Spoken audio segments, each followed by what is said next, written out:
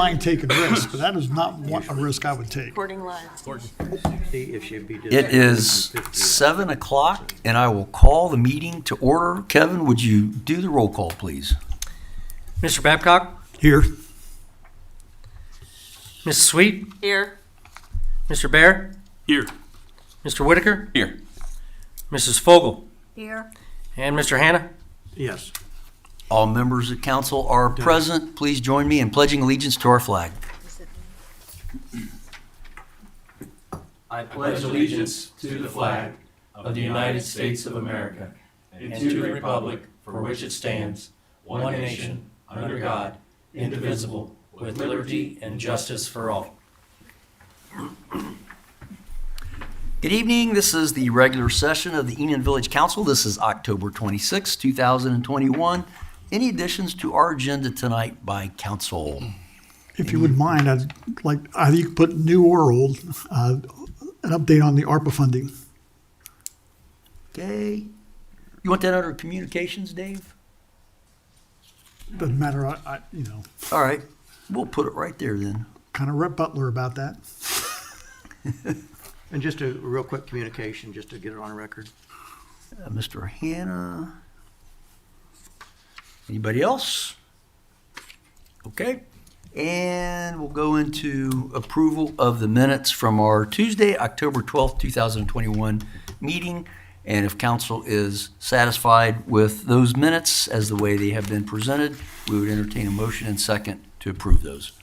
I'd like to just change one word, and that's the second approval of the minute. It says minutes, it should be financial report.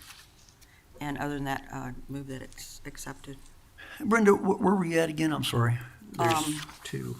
Minutes as The presented. minutes as presented, there's two approval for minutes. The second one should be financial. Yeah, the Thank financial you. report. And second. Financial report. Yes, Okay. sir. Thank you for catching You're that. welcome. I didn't catch it, Rick did. Thanks, I Rick, for looked at it. catching that. I'll second with the noted changes. And call the roll, please. Mr. Babcock? Yes. Mrs. Sweet? Yes. Mr. Bear? Yes. Mr. Whitaker? Yes. Mrs. Fogel? Yes. Mr. Hannah? Abstain based on absence, please. So those minutes are approved with the noted correction. Let's go into the financial report. If you look at the cash summary by fund, general fund has $217,349. Street fund sitting at $65,721. And we still have the negative balance. I assume that Laura will probably do that by the end of the year, transfer the $15,000 to that fund from the general fund. We have $124,968, and that would be in the American Rescue Plan Act. Under the police levy, $262,844. Let's go to water operating, $42,871, and then of course $200,000 in the contingency for a total of all funds of $801,467. Revenue, we're still looking good there on page 1 if you go to that revenue status report. And it looks like, I don't know how often this happens, if you go 3 lines down off that first page there for the general fund, we had anticipated collecting $12,652 in that local government, and it looks like we collected about $8,400 extra for revenue of $21,061.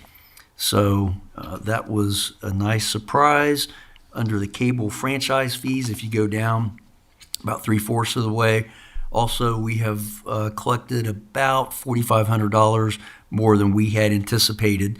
Overall, about 108% of what we anticipated in the general fund we have collected. Do we know what that other miscellaneous non-operating is that we've receipted in 4669? Do we know what that is at the bottom?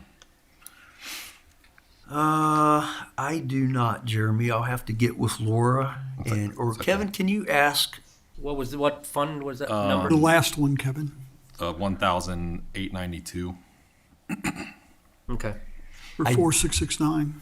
I do know that, and this is just a guess, that sometimes when we sell items, like on that, what is it? Gov deals. Got deals, Yeah, it where it could doesn't be. really fit a category, she'll stick it in there, but let's ask her if we could get an answer, I please. will do that. Thank you. I think that might be mine.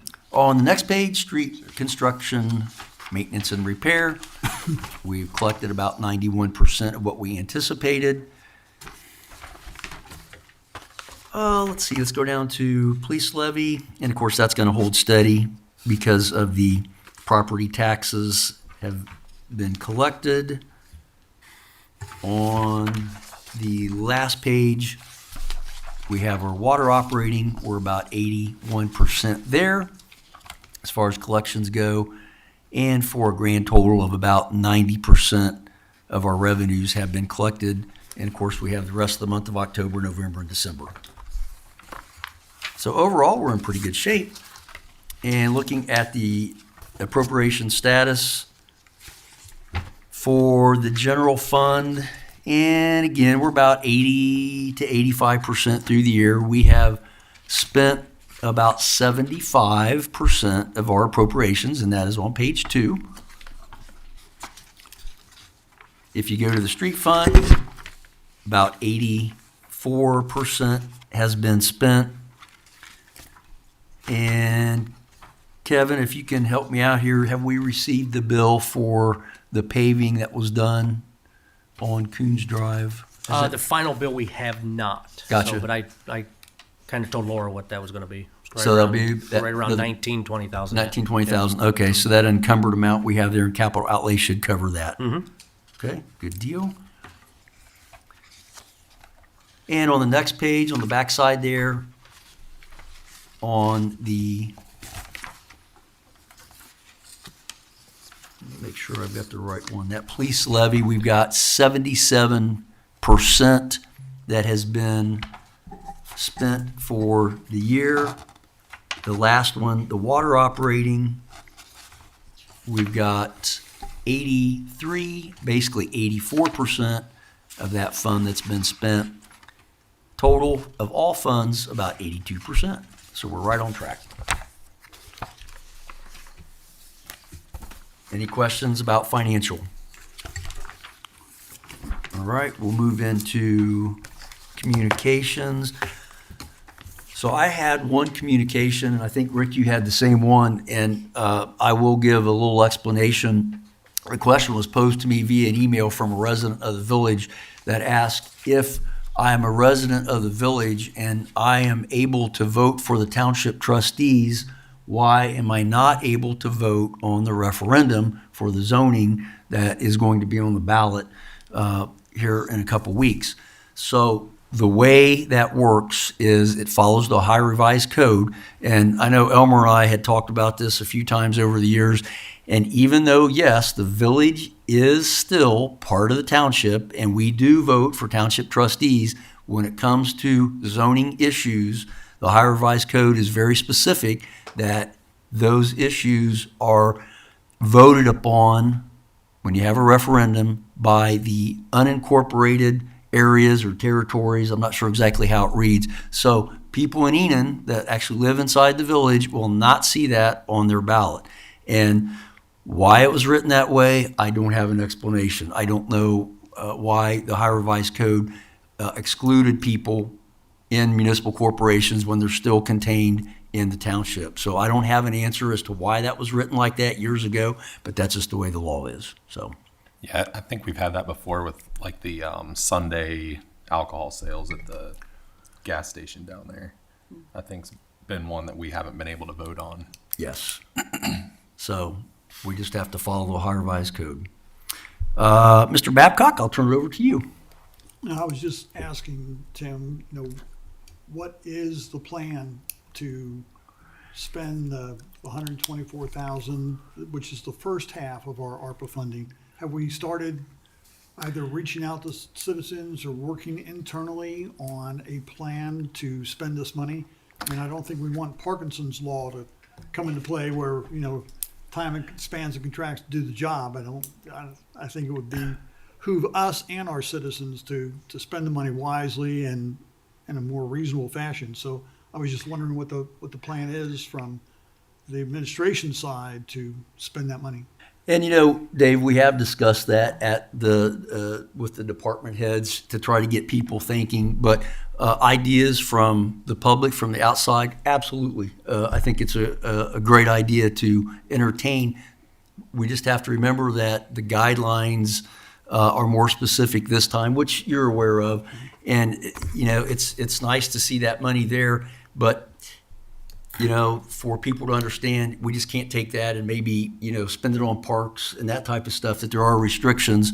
So I always think it's a good idea for us to receive comments from our residents. But I've asked both department heads, let's start thinking about what projects would qualify, what we could actually spend it on that are going to be legitimate projects.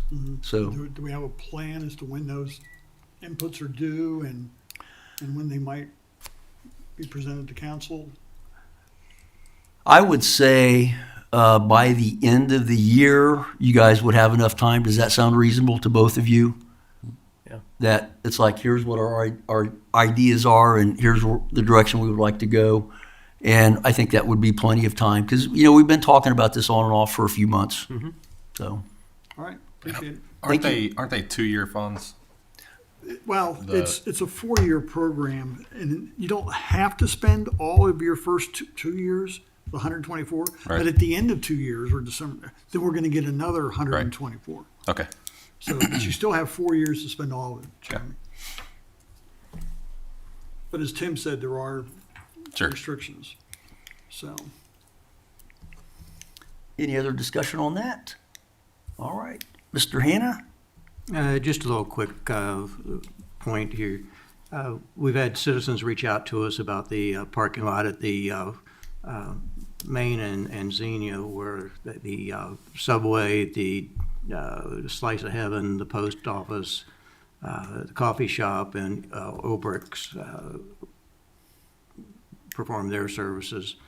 And we did go through there on Saturday morning, and the parking lot is in pretty bad shape. I talked to Steve, the postmaster, and he didn't think that anything was covered with our offices. I know that GSA, through the leases, it incorporates the parking lot, but he didn't feel that their lease did. But he did refer me back to the gentleman named Bob that runs the coffee shop there, that he's been trying to get the owner to upgrade the parking lot. And I did ask Kevin, and I asked the mayor this weekend to see if the village might be able to give a little bit of momentum, even though it's private property.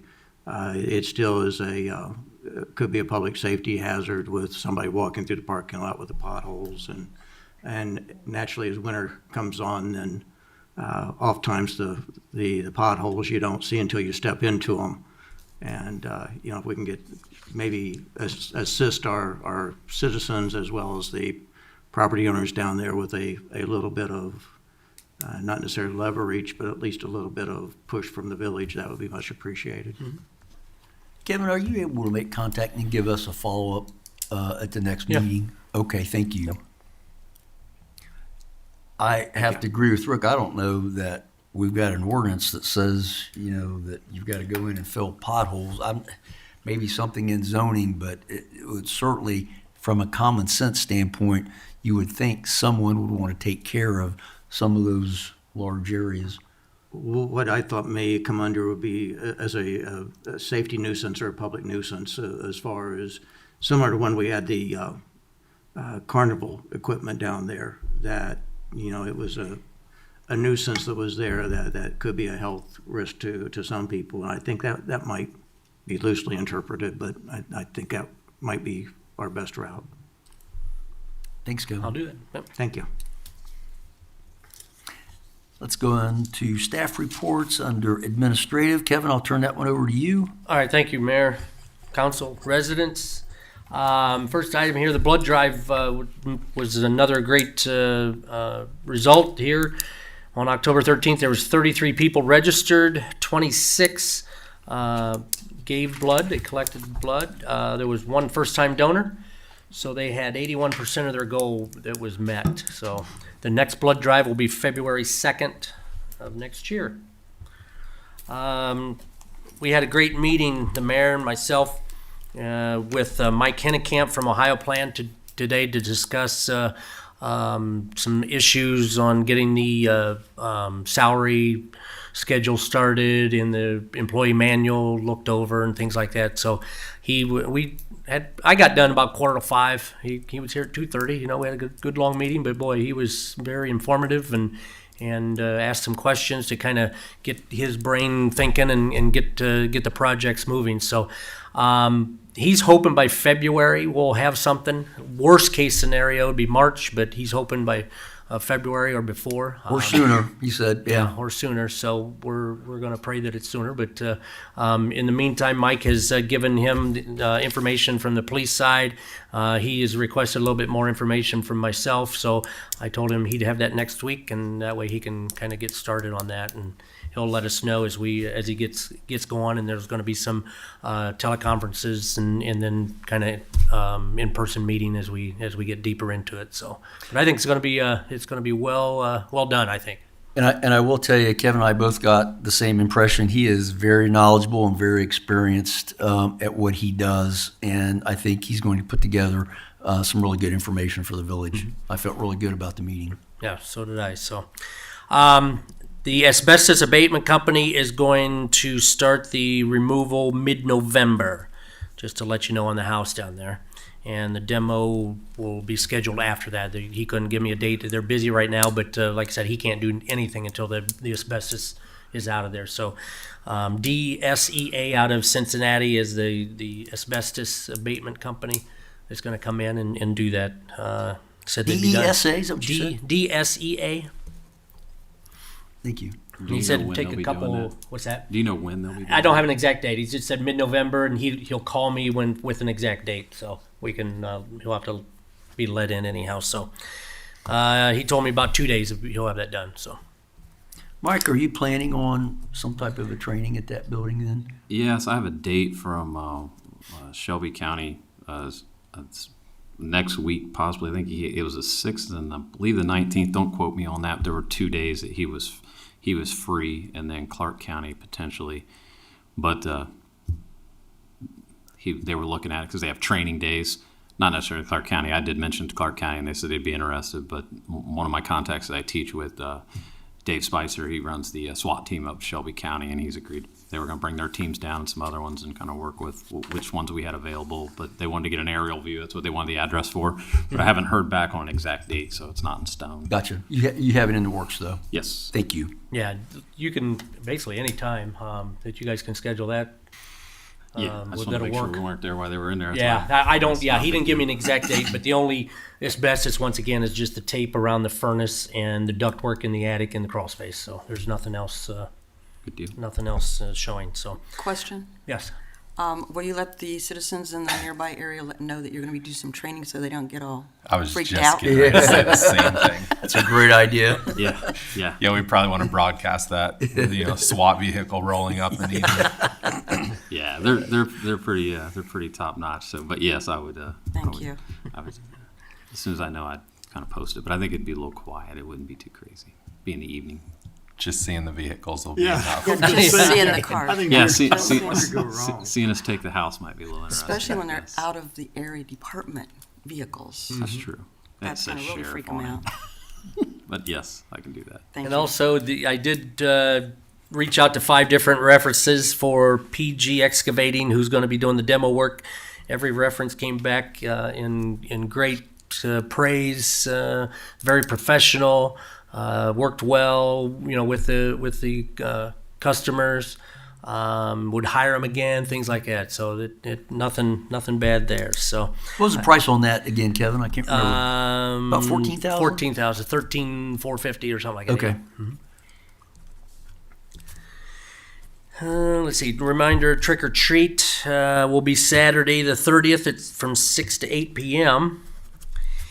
And I still have not heard. I was on the DoD website about our water infrastructure grant. Still have not heard anything on that or the nature work grant. I should be hearing something about the nature work grant here in November. So And the other one was one of those ARP, it was monies funneled, yeah, ARP monies funneled through the highway PA? right. Gotcha. Okay. So, I think, can't think of anything else right at this point, Mayor.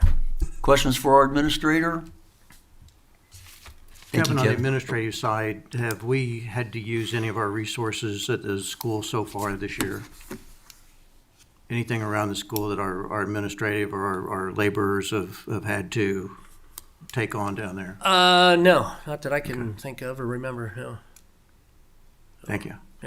And real quick, that just reminds me, we have a date, trying to get a date set up for that, our first meeting. Our first meeting in November. So, and you're working on that. I'm hoping to have an exact date at the next meeting. Thank you very Yes. much. Oh, I thought it was the 19th. I'll have to look on the calendar. Gotcha. It's the 19th of what Yeah. I had. Okay. Yeah, I think it was. The 19th, was it? Yeah, 1:30. I think that was it. I didn't see confirmation from everybody, but it was the Yeah, 19th, let me- now that you yeah. mention it. All right, Chief, we'll turn it over to you. Thank you, Mayor. Evening, Mayor, Council, residents.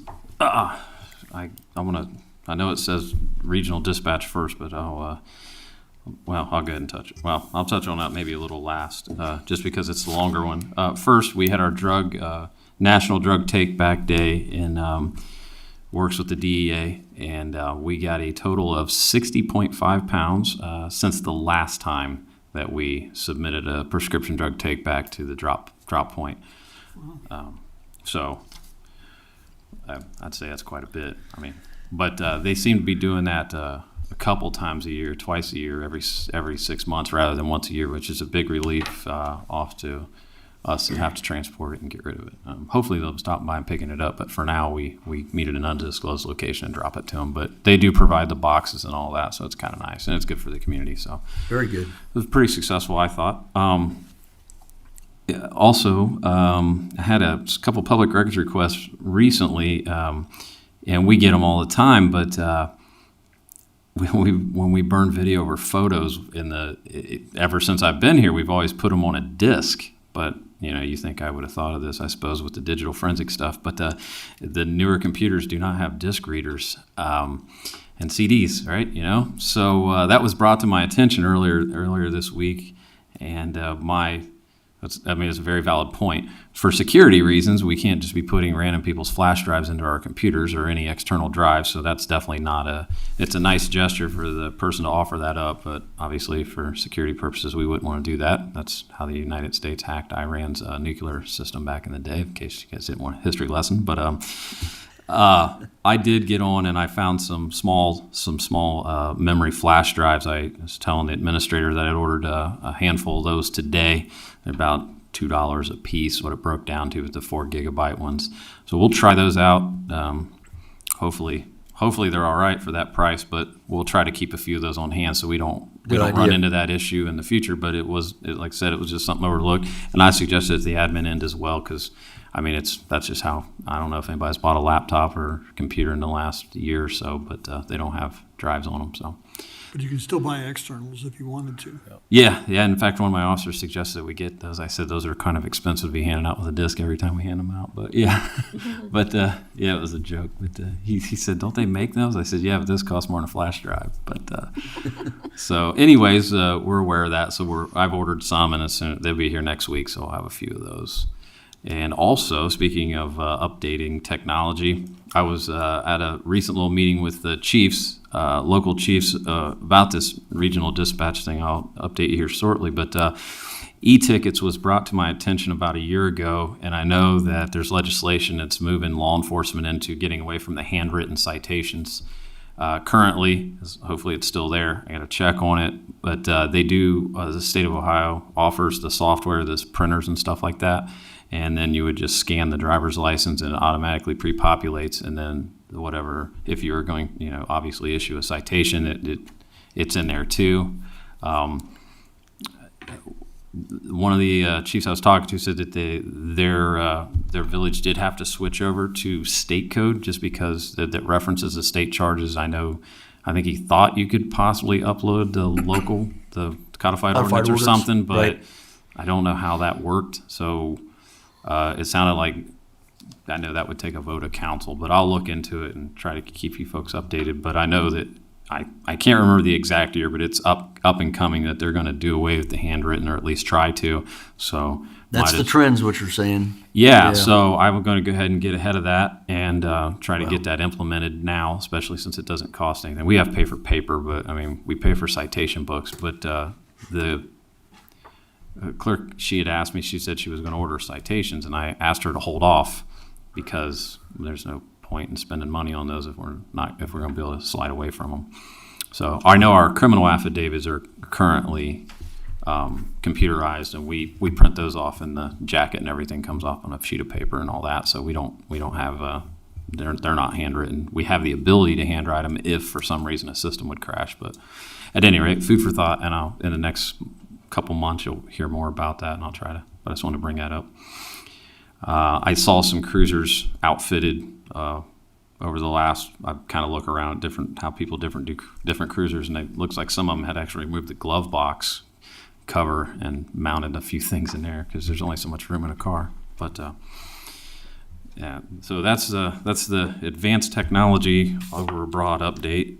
Regional dispatch. I had spoke to you earlier in the year about possibly being charged for dispatch services, and that we were looking at that. I don't know if any of you folks have gotten an email, but I'm told that the county commissioners will be sending out an email at some point. I received an email from Major Clark from the Clark County Sheriff's Office. He's the one overseeing the dispatch center build. Of course, I had it land right there until I needed it. This is not the MO. This was a draft of the MOU signed between the Clark County Sheriff's Office and the City of Springfield Police Department that I had was going off of. And one of the notations I had from the meeting I had mentioned a while back was that a minimum fee would be $10,000 annual. And again, this is nothing in stone, so please don't react like I did, but understand that it could potentially be that. So we're in talks.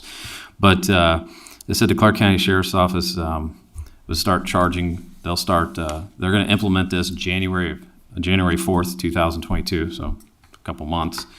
And that they were going off the call volumes from September 1st, 2020 to August 31st of 2021. They asked for our numbers of calls for service. Real quick example of a call for service and what they define as a call for service is basically 911 hangups, open lines, criminal reports, pretty much any time a dispatcher has to do something, whether it be by phone or electronic, that would create what's called a call for service. And then until that was completed, didn't matter how many times you talked in between there, I'm not going to ding you for that, but that would count as one. The price breakdown was a little hard to swallow, and I'll say it out loud just to help you understand what I said or what I felt. Price breakdown was $22 per call for service for the first 2,000, and then the next 2,000 would break it down to $21 per call for service. Right? That's what I said. So I'm seeing the look on some of your faces. Now, if the calls were transferred by phone to another person at the other end with a phone, they would not count that as a call for service. I'm not really sure how all that happened. I've heard chatter, but I don't. Chatter's chatter. Mike, what's our estimated cost? Our estimated cost based off those numbers, which by the way was very low, is $23,144. That would have been annual. I estimate our calls for service without the slow times of COVID to be well above that. In fact, it's probably more like 2,500, and with the school, we might even hit 4,000 sometime soon. So when they do reach out to you, and if they do, we're trying to talk to them and let them know that that's a huge cost to swallow right off the bat. A lot of people have communicated to that. Again, nothing is in stone, but Major Clark is aware of that. He's trying to work with them. They're trying to come up with it, but we're going to be in talks with them. So I would like to bring it down significantly lower, but the 10,000 again, I saw that coming, but 23 and a half, that was So Mike and I discussed this when he got the email first the last week, and we talked about it a little bit, and I did make a call to one of the county commissioners to express the concern from the village that we have of going from nothing to, potentially $35,000 a year. I know that we have been receiving these services all these years at no cost, and I think we're all grateful for that. That's not the point. The point is going from nothing to that big of an expense, especially for smaller departments that are going to have to make adjustments in their budget. And how are you going to manage this long-term, year after year after year? So that was brought up at the commission meeting, and I believe, was it German Township that was present? We just had a small Chiefs meeting, kind of just to German discuss Township it. was at German that- Township at that commission meeting. Northampton. It was just a meeting of the Chiefs. Well- Did they go to that commission meeting on Yeah, I Wednesday? think German okay. Township was present. He probably to did, yeah. express their concerns as well. So, from the village's standpoint, we are appreciative of the services we've received. It's just we're asking them to go back and look at these rates that they're going to be charging per call.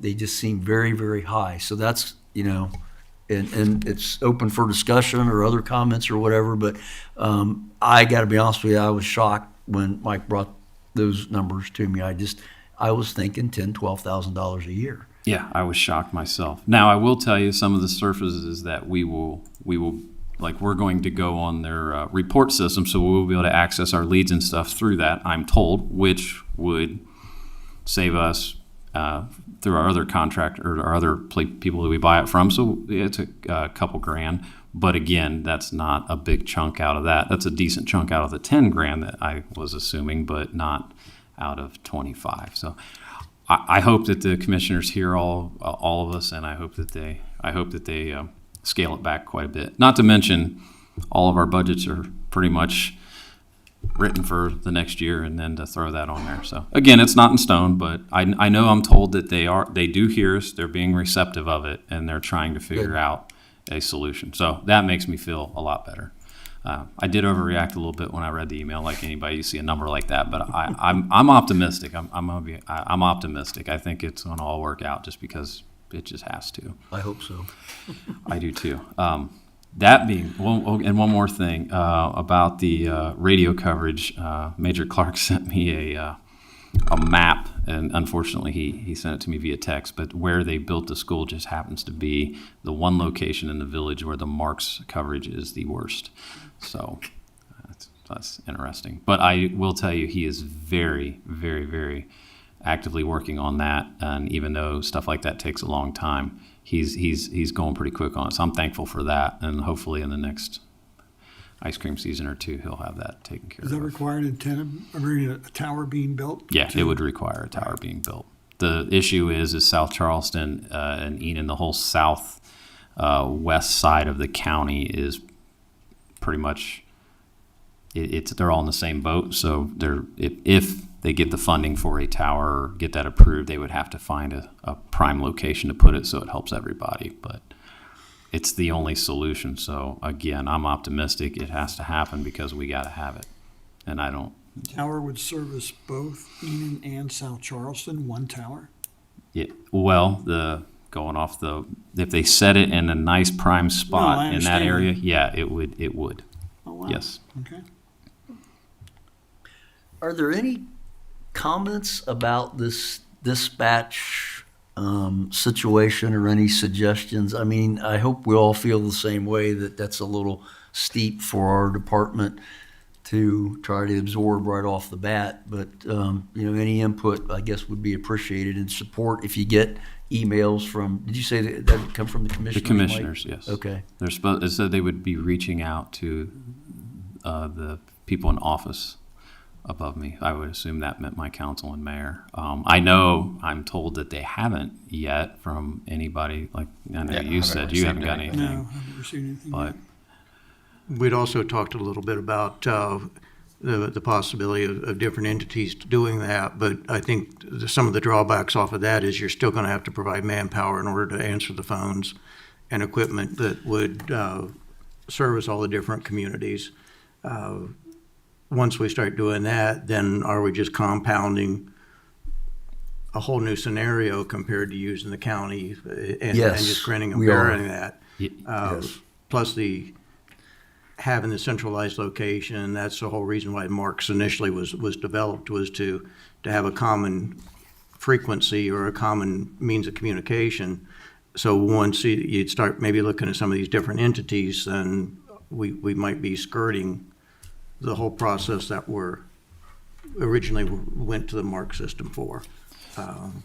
You want to continue with that, Mike? Or Yeah, there's been a lot of suggestions. Our agency is, in my opinion, that would be a step backwards. Our agency doesn't move backwards. So, Right. for the services that we are able to provide to the community, it's just if we were to hire dispatchers to work around the clock here, it would cost us significantly more. Sure. So, I personally. Everybody's doing it, and I say that across the state. A lot of regional dispatchers, the municipalities and the agencies are paying some sort of fee for dispatch services. So I think, if that's what's got to be done, then that's fair, and that's what we should do. However, it shouldn't be at a cost like that at that quick. So, and like I said, I'm optimistic that we'll come to some sort of agreement. Mm-hmm. And now I do know that was also, I believe, 3 years is what they said they go 3 years and they revisit it. But whatever we pay will be significantly less than what we would pay for round-the-clock coverage. But as far as housing somebody at a desk and taking calls by phone and passing them out via phone, I'm just not interested in that, because that's not feasible in my opinion. Nope. So, but I did listen to it. I'll listen to any suggestions, and I sat through that. But it's just not something I feel is in the benefit of the Village of Enon or its police department. So. should we need to go down to one of the committee meetings for the county commission, and let us know, because anything that we could use to put a little bit of impetus or a little bit of pressure to see our viewpoints, then I think most of us would be willing to do. Yeah, I think reaching out to them, letting them know that if you know what a call for services and how long they can last, I get some calls we can be on for a couple hours and using radio traffic, but simply going to a 911 hang-up, we have more cost out of pocket for the call than we would have the officer taking the actual call. Right. And again, times are changing. If we have to, ask for, more money in a levy or something, this is affecting fire, EMS. Originally in the meetings, they had mentioned that the PDs would not have to pay for dispatch services, that the fire and EMS would have to. And I believe one of the reasons that is those are types of services, and Mr. Bear, I know you're familiar with this, they are able to bill insurance companies and other people to receive revenue for the calls, whereas law enforcement, we don't send people a bill for going out and providing service. So we don't have that advantage, where on that side they do. And that is something that we've brought to the commissioner's attention, I believe, through Major Clark and some other folks. So I hope that, like I said, I hope they see that. Mike, can you do this for us? Mm-hmm. If there's going to be significant discussion, or before there's a decision, or at one of these meetings, like Rick was saying, kind It's of going to keep be on us, the agenda. yeah, kind of keep Oh, us yeah. up to date, and then Absolutely. Maybe somebody- I would definitely Yeah. want the support of y'all, and I'd like to see your voices heard. So if I hear of any meetings or anything, I will definitely send something out to let you know. But I would hope that they would. What's the name of the system again? It's just they have a regional dispatch center. The Clark County Sheriff's Office is the ones that will oversee it. And what that right now, currently, all dispatching is done through the Sheriff's Office for everyone. All the police departments in the county. Springfield City Police Department, and I believe their fire, they have their own dispatch services through the city, and I believe there's other Mad River Township, they have their own dispatch service and all that. We use Clark County dispatchers. That's the 328-2560, the number you call. That's and then they call us, dispatch us via radio. What they've done is built one center, and they've consolidated the city of Springfield's dispatchers and the Clark County Sheriff's Office dispatchers into just one house, one center, and then they're going to dispatch for the entire county, all emergency services. Yeah, but I imagine this increase in cost is in part due to the technology used to get it from the phone call through a system and then out to you and your officers. Yes, it definitely speeds up. You don't have to transfer this to this agency and that agency. There's also grants and some funding out there that paid for this, financing this type of thing. So, But there's going to be a lot of enhanced features. It's going to be great. That part of No, it I is. agree. Yeah, But is it's it- just the expense part we didn't They're adding a anticipate. program called Spielman, which is like a CAD system, so people can see stuff, and it'll be Yeah. shared through all the departments. Yeah, their report system is Spillman. Now, that is free to us. We won't have to pay for that, my understanding. Yeah. We Is it currently part of are that in-house. where the city of Springfield was feeling like everybody should pay their fair share or some semblance of that? I wasn't at the meeting, so Yeah. I wouldn't want to comment on that in this, but I mean, I assume it was something like that, that obviously somebody wanted everybody to pay a little portion. And again, I don't have a problem paying a small portion, but I do have a problem with paying that large of a portion that short of notice. Well, we appreciate the fact you're keeping up to date, and please let us know the next time we can go to a meeting or be heard or whatever. Yep. Um, Yeah, I have So- not been to any official meetings or anything like that. Like I said, we just had Right. a meeting on the regional dispatch, and they gave us a heads up that we could potentially have to pay. And now that, according to the email, we are going to have to pay. So January, here you go. right, yeah, and but yeah, just and yeah, I haven't kept you folks too far out of it. I received this on the 15th of October, so you heard it as quick as I could get it to you. Well, he'll without- be due January 5th, huh? January 4th. Now, I'm not even sure how that billing will work. Again, it's nothing's in stone. I know Major Clark did tell me, he made that very clear. Nothing is in stone. This is just what they see, and the commissioners, they are looking at it and trying to see what they can do. So, Any other questions for our chief? Comments? How about Thanks, guys. same as what we asked Kevin a minute ago? How many times a week are we seeing where maybe having to provide services to the school? that number has, as projected, it is increased quite substantially because of the consolidation of all the grades. Our call volume is much higher. And I know that we're going to meet with the school board and discuss that, but that is, again, that takes some time to do that. But yeah, we added over 1,200 people to our daytime population and their youth, and the call volume's up. I mean, that's just I knew that. I said that from day one, and it's happening. But it's okay. We'll deal with it. But yeah, it's definitely up there. They're keeping us very busy. Any other questions? Thanks, Chief. Thanks to Yes. both of you for your work. Any committee reports? Old business, new business? Comments from the public? Move to adjourn. Need a second? Second. All in favor, say. Aye. Aye, aye, aye, All in favor, say aye. Aye.